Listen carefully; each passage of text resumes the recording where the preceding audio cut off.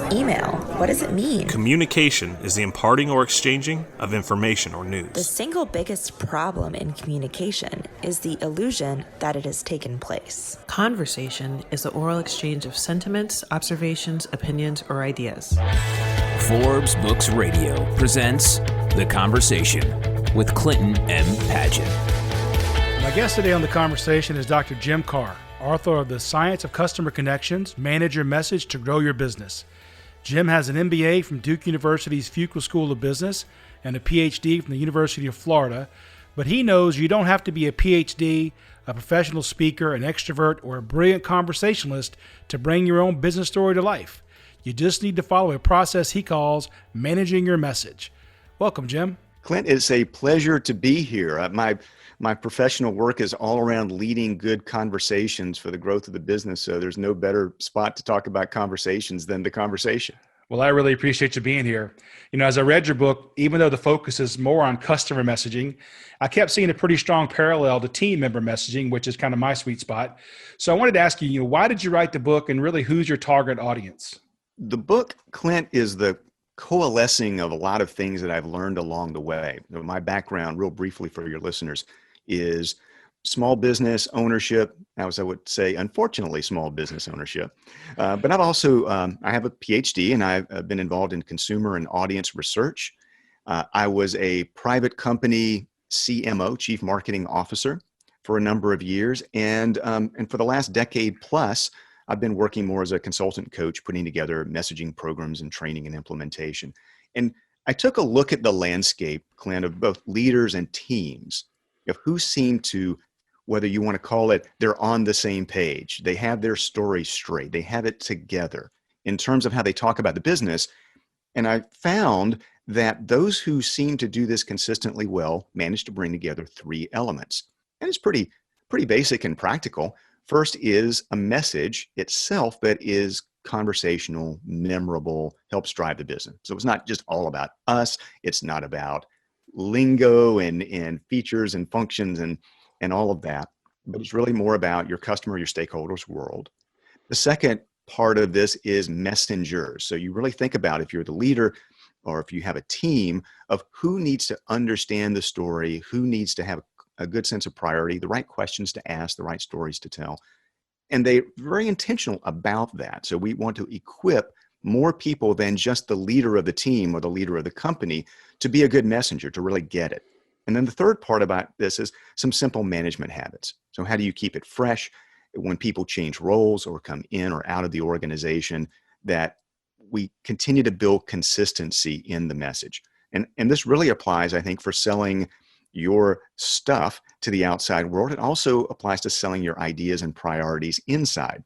So back to your question, why the book? A book is a great way to bring together some pieces and help tell people, here's a structure that will work for you on a practical basis, and here are the steps to do it yourself, or if you're working with someone else. So I organized the book in terms of message, messengers, and management habits as a guide for you, whether you're a solo professional, entrepreneur, or you lead a team or even an entire organization, about how you can be intentional about your own everyday messaging and your own everyday conversations about the business. Right. So we're going to get into the three-legged stool here in a minute. But in the book, you mentioned that a tremendous growth opportunity is through word of mouth, but only 7% of word of mouth happens online. Why is that? And does that mean that our focus on social media is misguided? To a degree, yes, Clint, it can be misguided. So you really want to think about, if you're hungry for growth, well, let's go to the big buffet line and not the little snack tray of appetizers. The figure that you mentioned comes from Jonah Berger, who's a Wharton professor and a consultant and speaker and author. His research that he reviewed across a number of industries, not mine. But he raised a good point. He's like, look, if word of mouth is essential for building your trustworthiness, for getting referrals, for really driving the business and driving your ideas, where does it tend to happen? And Clint, I would have thought that in this digital age, maybe if you think about between the digital and the analog world, online, offline, that maybe it's close to 50-50. And certainly a lot of attention gets paid on the digital side. I would not for a moment say the digital part of this isn't important. You certainly want consistency across the two sides of the coin, but it's very consistent across industries. Word of mouth still tends to happen in the old-fashioned analog world.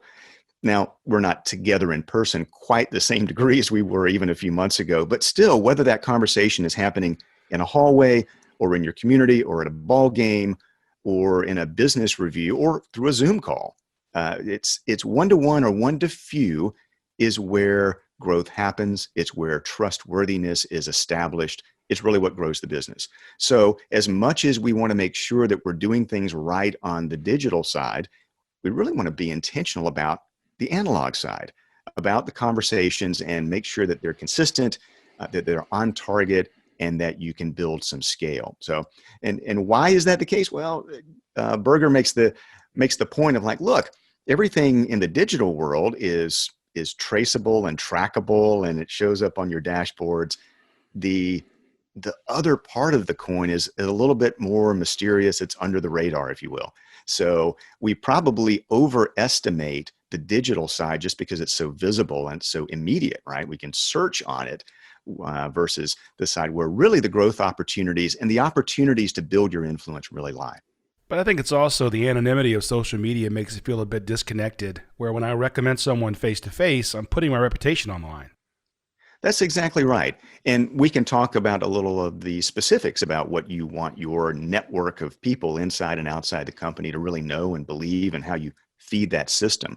But you're right. The recommendations, the ones that really matter, the ones that will drive your business, are not anonymous, and they're specific. They're situational. So Clint, if I was moving to where you do business, if I was moving to Atlanta and I needed an accountant, or if I was looking for a real estate agent, or whatever the case might be, you would probably make a recommendation for someone that you know would fit me. Not every accountant serves the same client base, not every real estate agent, not every business. It matters about the fit with whom they're serving. So that's where a lot of the power of more personal testimonials, referrals, and indeed conversations really lies, because it's tailored for a certain situation with a certain goal. And as you say, if I'm going to talk about my business, or if I'm going to talk about your business, there's a part of my reputation and my knowledge base that comes into play. Right. So let's go back and talk about the three-legged stool for business messaging. You kind of mentioned what the three legs were, but just refresh us and then kind of overview what they are. So the three-legged stool, as I tend to think about it, is messengers, message, and management, or management habits. And you might think, well, okay, that kind of makes sense, right? We need something that's memorable and shareable and on target for our business. We need a number of people, hopefully a growing fan base of messengers who are equipped and motivated to share it. And yes, we need habits to make sure it stays fresh and relevant and consistent across the organization. You also might wonder, okay, great. Like, where would I start? Where do I think perhaps the weak leg of the stool in my business or in my team might be? So I have, and we're painting with broad strokes here, Clint, but I tend to think of certain symptoms of whether you want to call it the low-hanging fruit or the weak link or the place to begin with you and your team and your business might be. So I call that commodity, cowboys, and crickets. Commodity is a message issue. And this one's really easy to fall into. And essentially, you sound like everybody else, probably like everybody else in your industry. Our brains are kind of wired for us to speak in comfortable ways. And you think about it, Clint, I mean, you hang around a lot of engineers. Let's just take it as one example. It's probably the case that engineers have their own lingo, their language, their acronyms. A lot of firms across the space would tend to present themselves in the same way. And you might have something that's really unique that sets you apart, but if your message is much the same as anyone else, you're making it very hard for people to see the difference. So it takes some intention to be able to talk about ourselves in a way that's not like everybody else, or maybe the way that we've been conditioned to see ourselves over the years. The second part is cowboys. And we love the cowboy spirit, right, of autonomy. Let's go out and get it done, especially across sales teams. And subject matter experts tend to follow this, right? They have their own knowledge and their own independent spirit. That's great in many ways. We want to use that, but it's really lousy for building consistency across a team or across an organization if everyone's doing their own thing. I had a client one time, Clint, who, when we were looking at the landscape of their team, he goes, "Jim, around here, everyone rolls their own." And so if you want scale and consistency and the ability to build some trustworthiness across your team, and that's an issue. And so it's the management habits about having kind of a central source of truth, a playbook, and some ways to get everybody more on the same page. That's something that you might need to tackle that way if you've got a cowboy problem. The final one is crickets. Like the crickets are chirping, like not much is happening. Growth is hard to come by. And whether you're trying to get more net new customers or clients, or sell more, or get add-on business with your current base of customers or clients, or a combination of both, that's probably, at least in some degree, tied to a messenger problem, meaning you don't have enough of them. If you're leading the team or you're leading the company and you find yourself like, why don't they get it? Why does it always have to come to me? Why do I have to build the relationships? Are they bringing me in to close the big deal, at some point?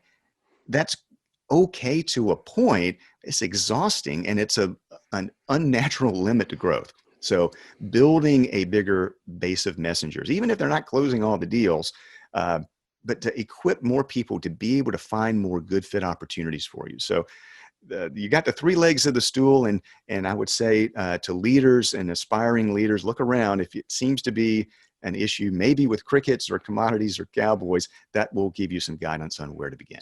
I love that analogy, by the way. I had written that down to ask you about, so that's perfect. Now, in the message leg of the stool, you say to focus on simple conversational language with a healthy dollop of storytelling. And by the way, we should probably give a shout out here to our friend David Hutchins, who has a great book on storytelling called Circle of the Nine Muses. But why is that your recommendation? What's key about simple conversational and storytelling? Yes, I agree with the shout out to David. He's very good at what he does. And there has been a lot of recent emphasis on storytelling.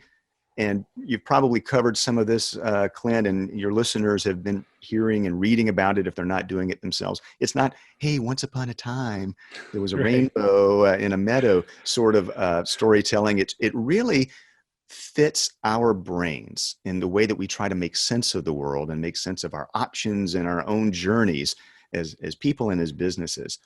Here is where I find, though, it tends to, why you want to make this shareable and bite-sized and with that dollop of storytelling all in there. How do you make the message really work in conversation? Let me tell you one way first, Clint, how it doesn't work, or what is not the basis of a good conversation. And sorry if I hurt any feelings here among your listeners, but it's probably not your mission statement or your vision statement or even your founding story. See, those are the things that, especially the vision and mission statement side of things, there has been research into this for people who are far more diligent and patient than I. I've read their research and their reviews. They've taken a look at hundreds of corporate mission statements. It might not stun you to find that there are about a dozen words that are in almost every mission statement. You talk about community, inclusiveness, customer, sustainability, all of those, which are wonderful. They're great motivations. I'm not saying they're not true, but back to our commodity discussion just a moment ago, Clint, they're all sounding the same. So if your mission statement is the basis of your conversation, you're going to sound like everybody else, however true you believe that mission is or how well motivated it is. A good conversational basis is really all about the customer's world and stories about how you have helped people and companies like them along the way on their journeys, and the things that you helped them get past, how they were successful, what it felt like before, what it felt like after. You deal in the world of project success and the feeling that people have and the expense and the risk of when it all goes awry and daily work is a series of dumpster fires. That's no fun, and that's no way to have a business. But you can help tell stories and give examples about what it's like on the other side when you're not putting out fires all of the time, and when things go well, and when you're able to really advance the most important initiatives for your business. And that's just one example. I'm just pulling it out of the air here, Clint. But so that's really it. And if you think back, not just about your grand mission or vision, but how do human beings talk to one another? Oftentimes when we're together, we're sharing stories. We're having fun with the conversation, and we're getting a few little tidbits that we can take away that are really important. So sometimes it's hard for us to get out of our own shell a little bit and take a look at our business and the value that we have and the people who are the best fit for us to serve. But that's really what it takes for a great message that you can build upon and scale. Well, you think even back to education, which I know you spent quite a bit of time in education as well, but you use stories to reinforce key points, to bring clarity to a topic, and people do tend to remember stories better than they do individual statements. And if I may, let me share a brief story with you and your listeners.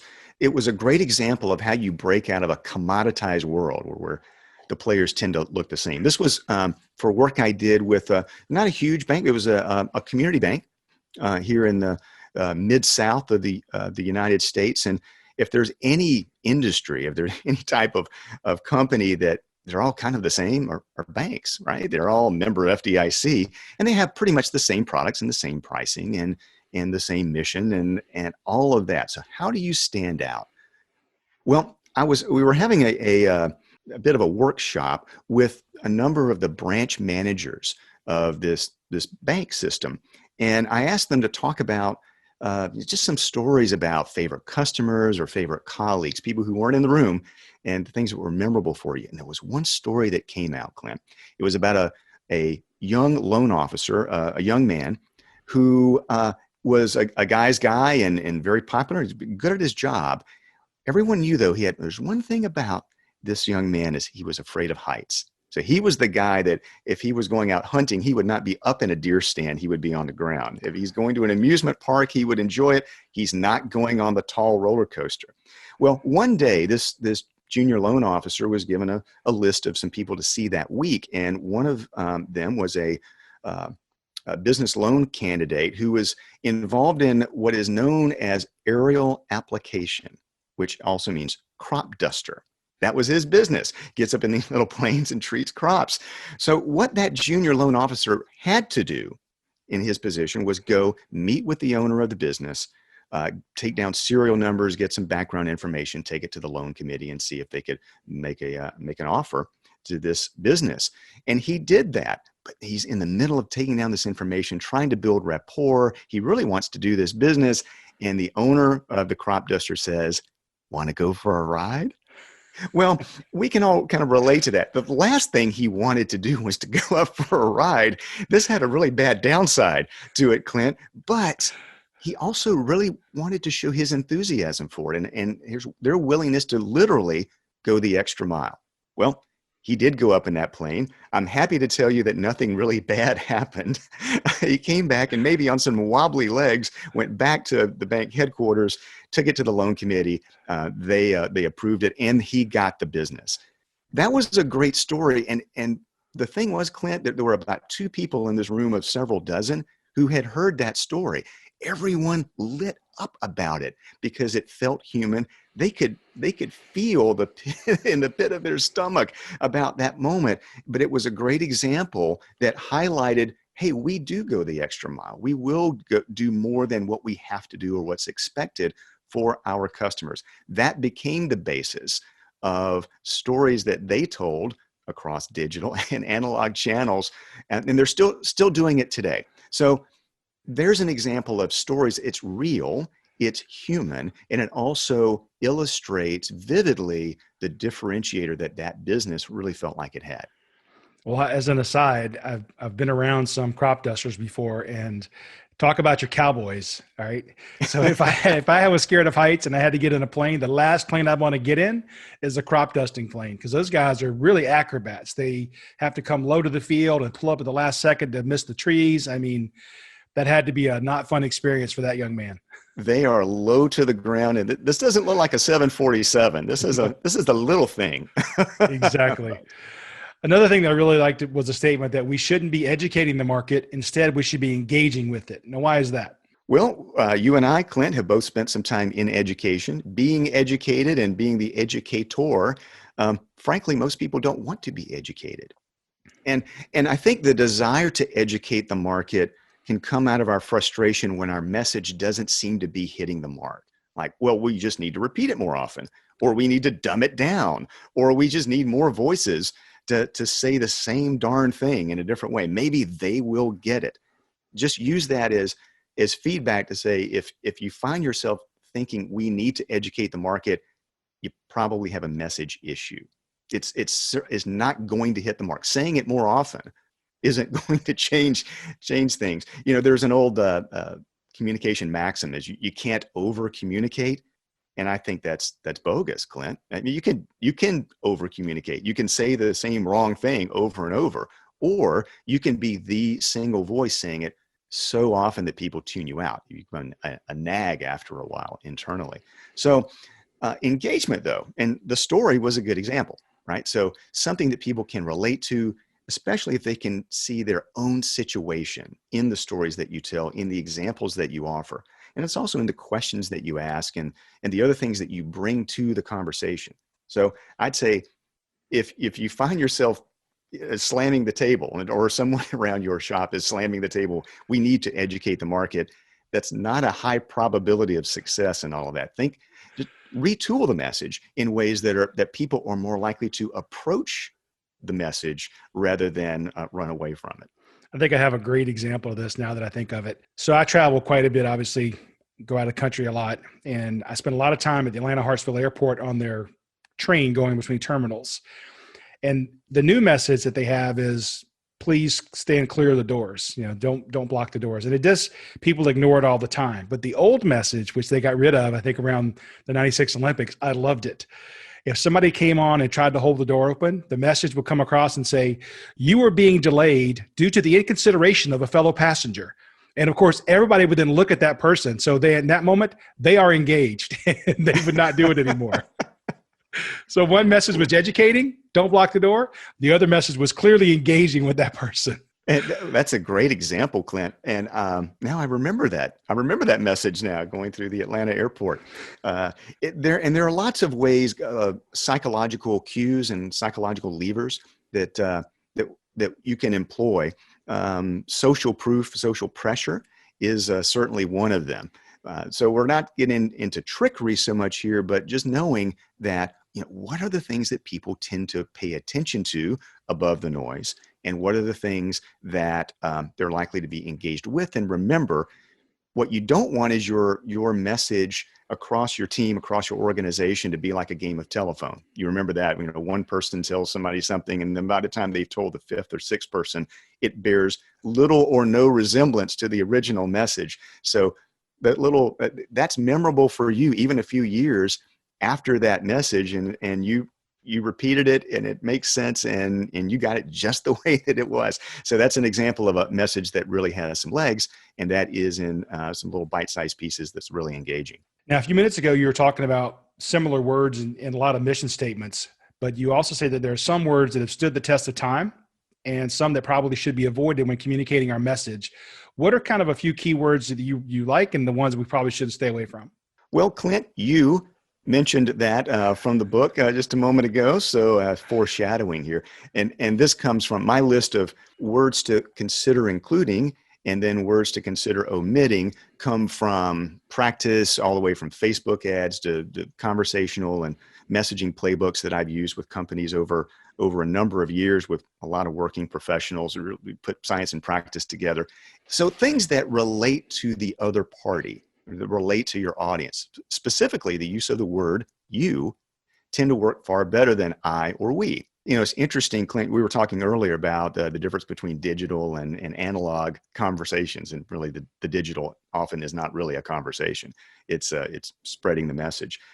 Our brains are wired for us to talk about ourselves more than we talk about other people or ask questions of other people. We get a little chemical bit of candy when we talk about ourselves and rewarded for it from our brains. So we have to get away from that. The drag is to use too much I, we, our mission, our vision, our performance, our whatever. If you can bring in the word you far more often and use those examples, that in itself is going to improve your messaging tremendously. There have been studies of conversations, and whether you think of the conversation as even like a job interview or conversations inside the business, or it could be a selling conversation, they tend to be rated best and most useful by both parties when it's roughly 50-50 of who's talking. We find that in most conversations, people talk about themselves about 60% of the time. And then the social media digital world, it's horrible. People are talking, they're self-referred about 80% of the time. So using words about success, results. There's a word, imagine. And I talk about that in the book as well. I always thought it was pretty cheesy. People would say, well, use the word imagine. It gets people's imagination working on the other side. And I thought, oh, really?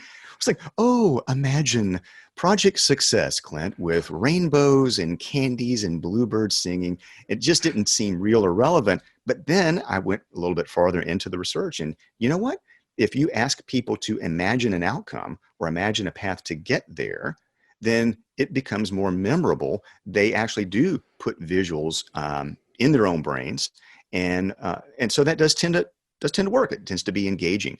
There are some other words that I would say in general, it doesn't mean never use them, but you don't want to talk about, I want you to buy, or talk about yourself too much, or contracts, or selling.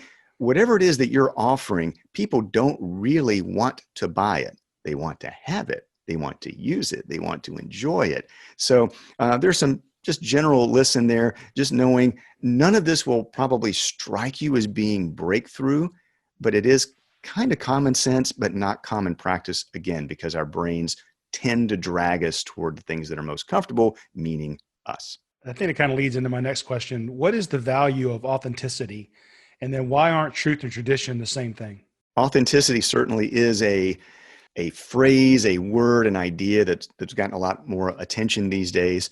Whether you want to just think of it about being real, being true, the truth, nothing but the truth, being vulnerable, a lot of these things tend to come together.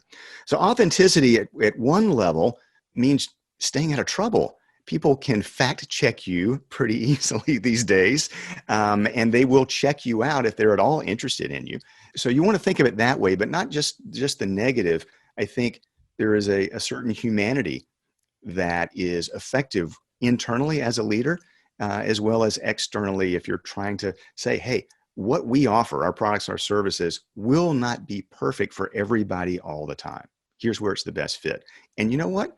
If things do go wrong, here's what we're going to do about it. So being upfront about the limitations, the best fit, and stumbles along the way personally, I think makes you more believable, more effective. And frankly, it feels better to be operating from a platform of truth than anything else.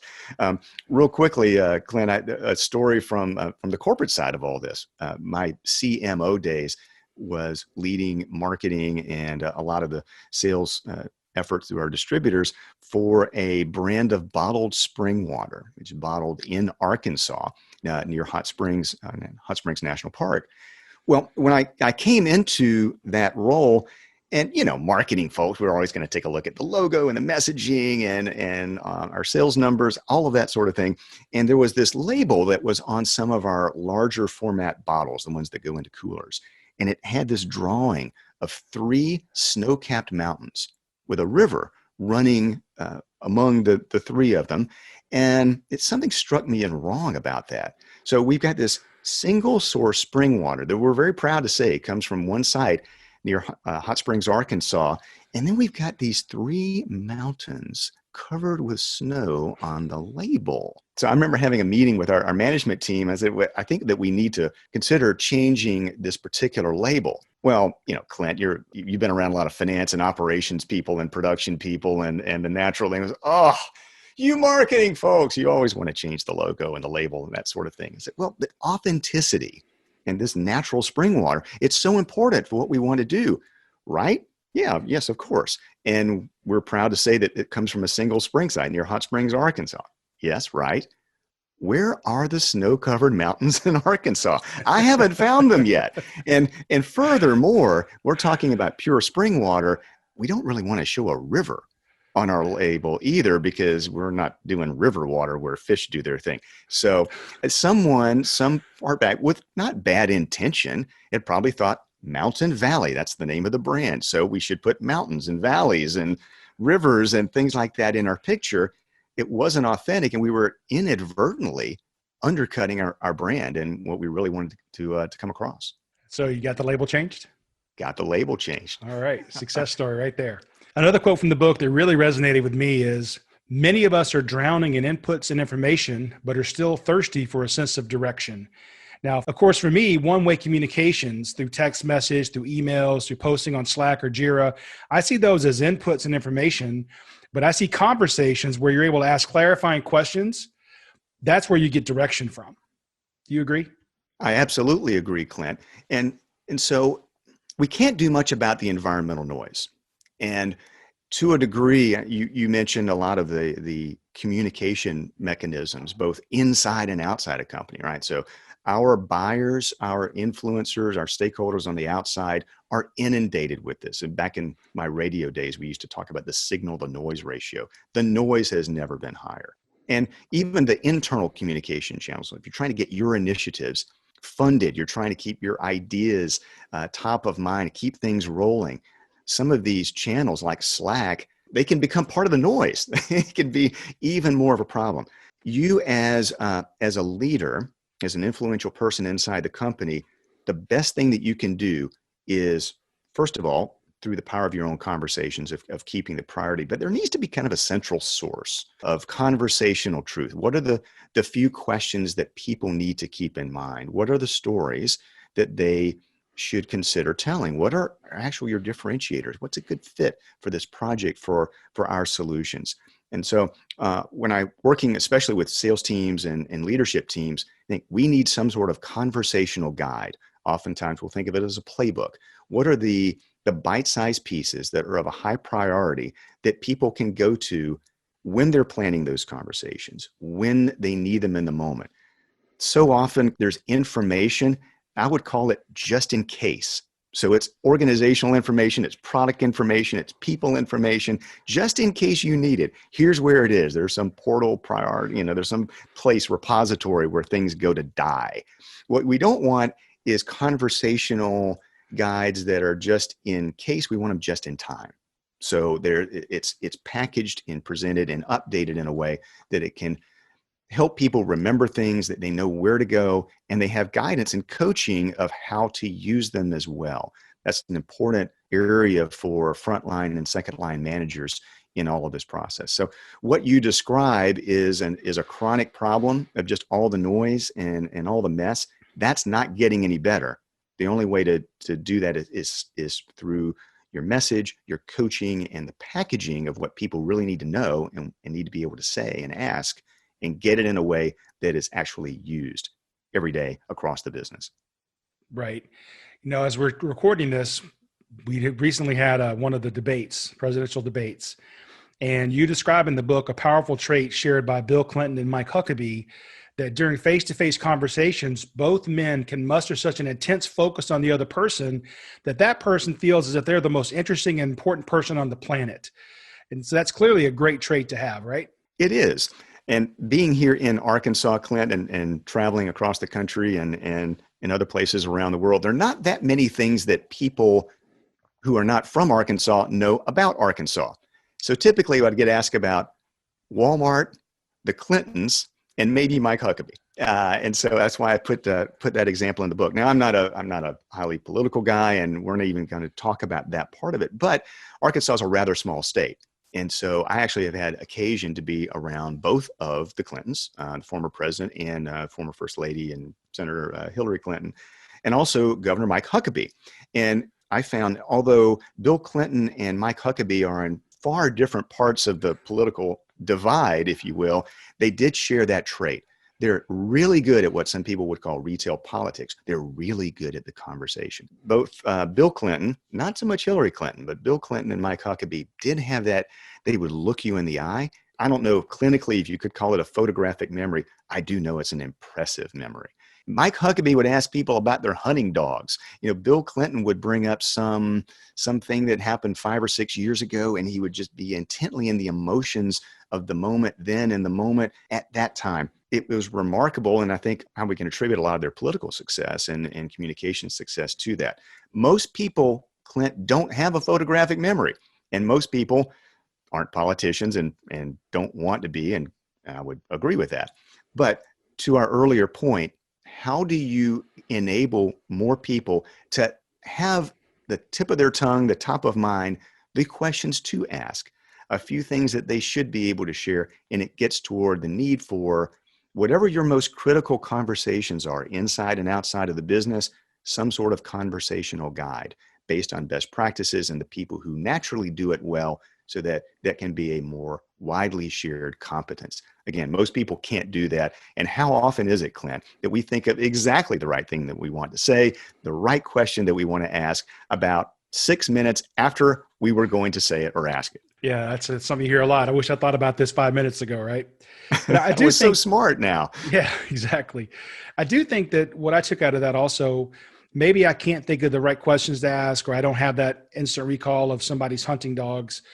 But I do think that there's some things we can do to make the other person feel like they are the most important person in the room, at least. And that I'm always telling people when I talk about conversations is be in the moment. Put your phone down. Don't be doing 3 things at once. Look them in the eye. Focus on them so that they really feel that they matter and you're not distracted by 17 other things. And if you do that, I think maybe you don't have the same connection that those 2 gentlemen do, but you're well on the way. And there's great power in asking people what their priorities are, what's fun, what's frustrating, those sorts of things. And we think about it as building rapport, but it's really demonstrating your interest and your humanity. And I agree with you, looking people in the eye, even as tough as that can be in a more heavily zoomed world these days.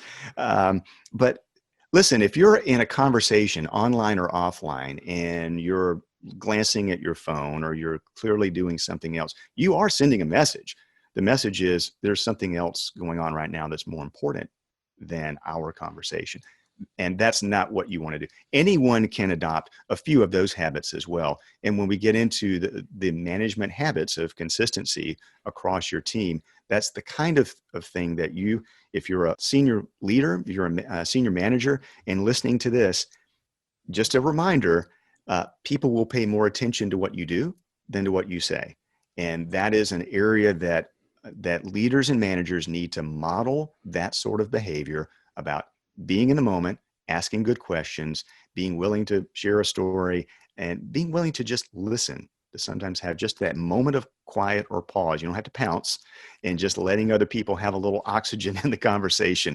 When others see you do that, even if it's not natural for you, and you can say, you know what, team, this isn't natural for me. I'm trying to do better. Here's what I'm doing. Here's what I would ask you to do as well. Then you'll tend to get more of that behavior across your team. It's time to take a break. Coming up in part 2 of my conversation with Jim Karrh, he tells us the importance of having the messengers be involved in developing the message to be delivered. For the people you want to be messengers for your message, involve them or people like them in the process of creating the message. You don't want this to just come from an agency or a consultant or marketing or whomever. If you want people in production, distribution, maintenance, customer service, even the so-called back office of the organization, you want them to be on the same page. Involve people like them in the creation of it. You'll get a better product and you'll gain more momentum inside. People will see that and go, I see my fingerprints on it. That sounds like us. Thanks for listening to The Conversation with Clinton M. Padgett. To find out more about Clint, go to projectsuccess.com or pick up Clint's book, The Project Success Method, at Amazon.com. This has been a production of Forbes Books Radio.